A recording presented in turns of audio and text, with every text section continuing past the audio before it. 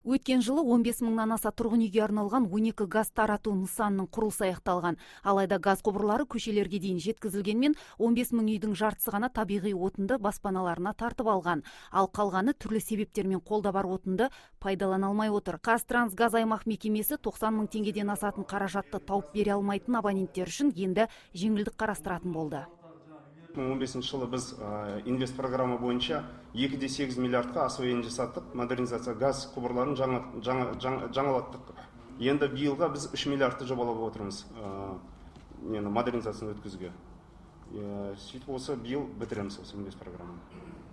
Электр жарығы бойынша да осы жылы 7 нысанның құрылысы аяқталады. Нәтижесінде қайтпас 1, қайтпас 2 ынтымақ, достық шағын аудандарында қосалқы желілер орнатылып, сапалы жарықпен қамтылмақ. Ал тіршілік көзі болып табылатын ауызсу мәселесі 2018 жылға дейін қала шетіндегі жаңадан қосылған аудандарда шешімін таппақ.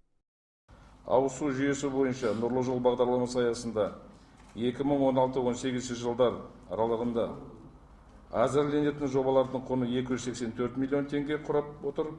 Солтүстік аймақтың магистралдық жүйелері бойынша 7 нысан, солтүстік шығыс аймақ магистралдық жүйелері бойынша 2 нысан.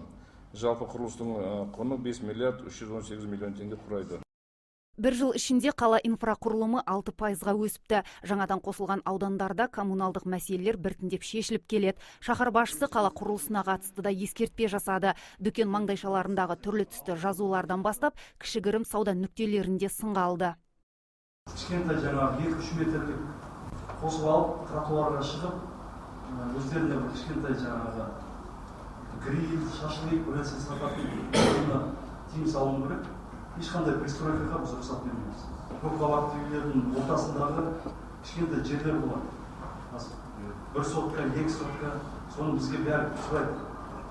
Кішкентай бір киоск қойып алайын, кішкентай бір гараж қойып алайын. Ешкімге ешқандай жер берілмейді. Біз үлкен қаламыз, біз ауыл емеспіз. Осылайша басты міндет қала келбетінің көрікті болуы деген Ғабидолла Әбдірахымов бөлім басшыларына тапсырма беріп, көтерілген маңызды мәселеге қатысты қаулы қабылдады. Ардақ Берден, Талғат Қырғызалиев, Сәкен Серқұл, ТВК.